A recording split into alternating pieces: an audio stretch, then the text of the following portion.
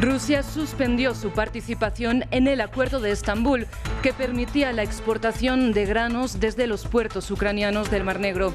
Una decisión que, según los medios estatales rusos, responde a los supuestos ataques ucranianos contra buques en el puerto de Sebastopol. Ucrania denuncia un pretexto para bloquear el corredor. Los dos aspirantes a la presidencia de Brasil cruzaron reproches ayer en un último debate de cara a la segunda vuelta de mañana. El izquierdista Luis Ignacio Lula da Silva y el actual mandatario ultraconservador Jair Bolsonaro se acusaron mutuamente de mentir. La economía, la pandemia y el aborto fueron temas centrales. La Guardia Revolucionaria de Irán advirtió a los manifestantes no salir a las calles, asegurando que hoy es el último día de disturbios. Una amenaza tras la intensificación de las protestas desde que el miércoles se cumplieran 40 días de la muerte de Mahsa Amini bajo custodia de la Policía de la Moral. Tenemos reporte desde Teherán. Buenos días, bienvenidos a las noticias de France 24 en español. Soy Rosa Pérez Masdeu y es para mí un gusto acompañarles. Empezamos esta edición con información relacionada con la guerra en Ucrania, porque Rusia anunció que se retira del Acuerdo de Estambul alcanzado en junio, que permitía la exportación de granos ucranianos por el Mar Negro. Moscú declaró que notificará oficialmente su retirada al secretario general de Naciones Unidas, que junto con Turquía medió en el acuerdo con Kiev.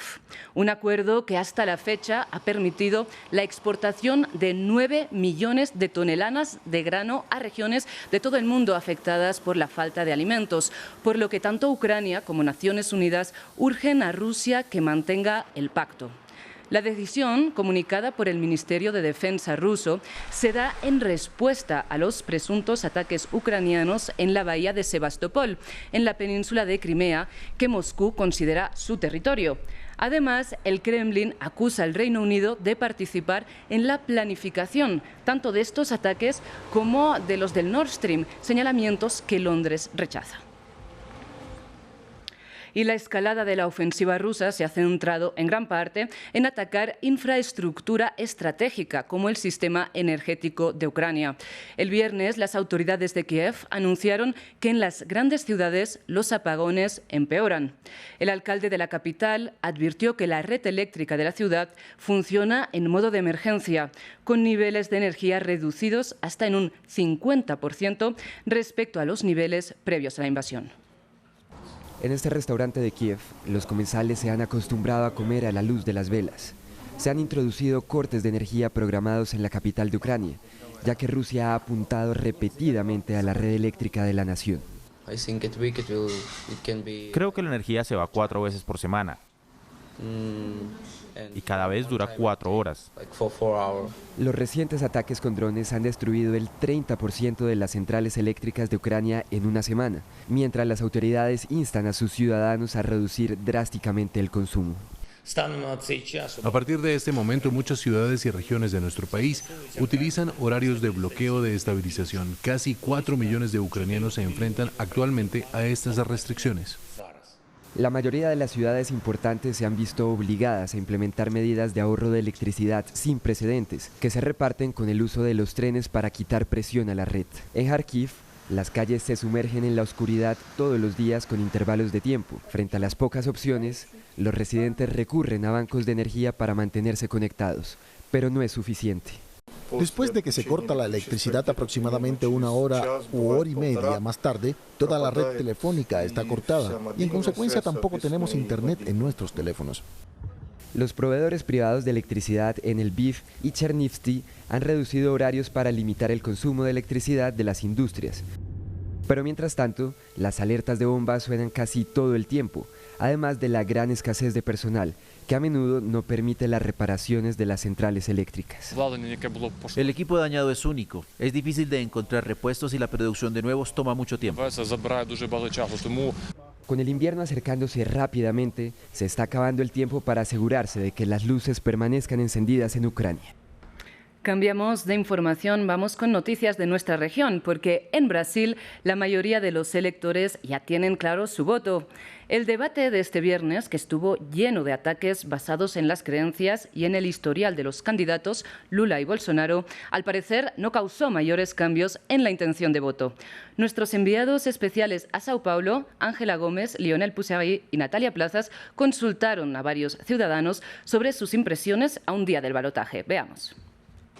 El debate de este viernes entre Lula da Silva y Jair Bolsonaro en Río de Janeiro fue la última oportunidad de los candidatos para atraer electores, cuando falta apenas un día para que sean las elecciones, que podrían ser además las más apretadas y las más tensas en la historia del país.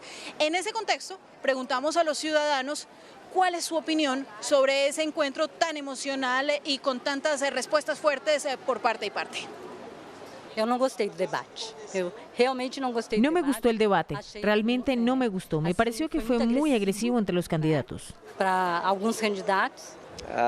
Me pareció medio deprimente, medio deplorable, porque era uno atacando al otro. No tuvo contenido, no tuvo propuestas.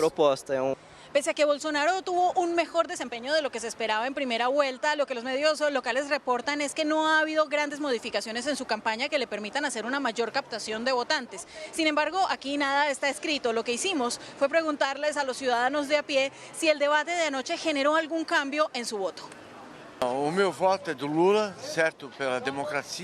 Mi voto es por Lula, por la democracia, y es porque Bolsonaro cada vez más se fundamenta en mentiras. Con la planificación que él dio a Brasil y también a otros países hay medidas que deben ser tomadas y que él deja en debate. Entonces mi voto es por Lula.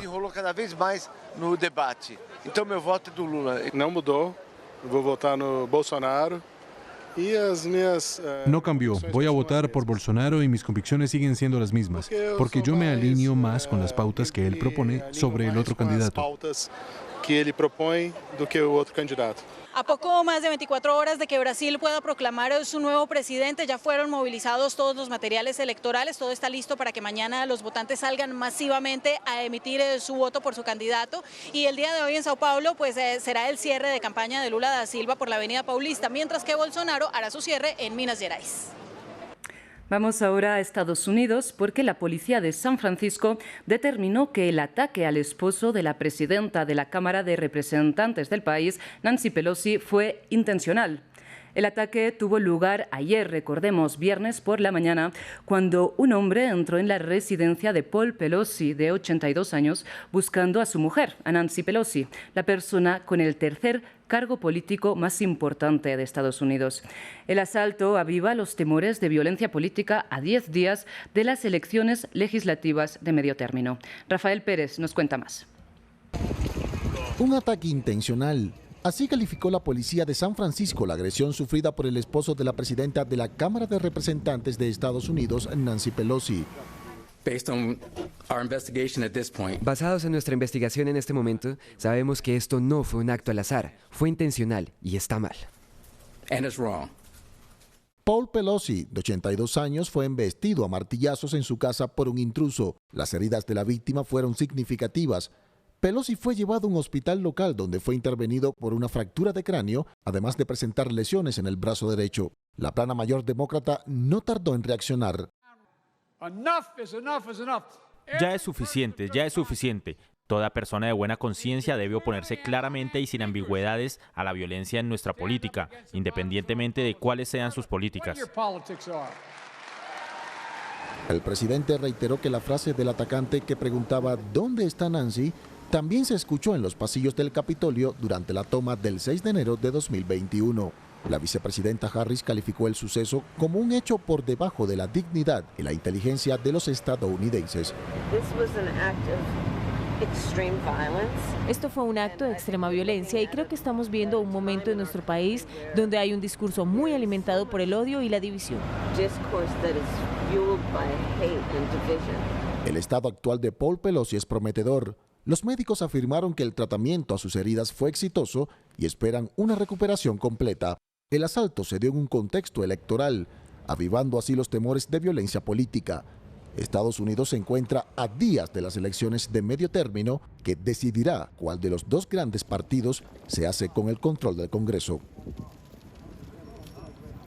En Irán, las autoridades acusan a las periodistas que revelaron la muerte de Mahsa Amini bajo custodia de la Policía de la Moral y cubrieron su funeral de estar entrenadas por la CIA. Se trata de Nilufar Hamedi y Elahe Mohammadi, dos profesionales muy reconocidas en el país que están encarceladas sin juicio y sin que se sepa exactamente qué cargos pesan en su contra. Se trata de una nueva acusación de injerencia extranjera por parte de Teherán, el mismo día que el comandante de la Guardia Revolucionaria, Hossein Salami, amenazó a los manifestantes diciendo que hoy sería el último día de protestas. Nuestra corresponsal en Teherán, Catalina Gómez Ángel, nos amplía. Esta no es la primera vez. Obviamente, el general Hossein Salami es la máxima figura de los guardias revolucionarios, pero no es la primera vez que desde esta institución y de otras instituciones de la República Islámica se da por sentado que las protestas no van a seguir existiendo. En el mismo momento que él daba esas declaraciones en la ciudad de Shiraz, en el suroccidente del país, en ese funeral en el cual se conmemoraba y se recordaba a esas 15 personas fallecidas en el atentado proclamado por ISIS el pasado miércoles, a esta misma hora se llevaban a cabo protestas no solamente en varias universidades de Teherán, sino en otras ciudades más pequeñas del país, y esto se daba por diferentes motivos, porque habían sido atacados los médicos en algunas universidades, porque los estudiantes no creen la versión de la República Islámica de que el atentado en Shiraz haya sido llevado por el Estado Islámico, incluso acusan a las mismas autoridades, o también en algunos funerales de personas que murieron durante el fin de semana. Así que hay que esperar, es muy improbable que esto se termine con esta proclamación del general Salami, pero habrá que verlo en los próximos días. Vamos ahora a Somalia, donde dos automóviles bomba explotaron en la capital, Mogadiscio, en una zona cercana a edificios gubernamentales.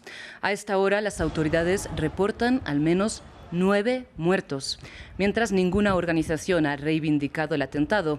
Sin embargo, el ataque se produjo en el momento en que el gobierno estaba reunido para discutir uno de sus principales objetivos políticos, la estrategia en la guerra contra el grupo afiliado a Al-Qaeda, Al-Shabaab, que controla parte del país y es responsable de mortíferas masacres, como la ocurrida hace 5 años, en 2017, en la misma localización exactamente, cuando el grupo armado hizo estallar un camión bomba y mató a 500 personas. Muchísimas gracias por su atención. Sigan con nosotros en France 24 y France24.com.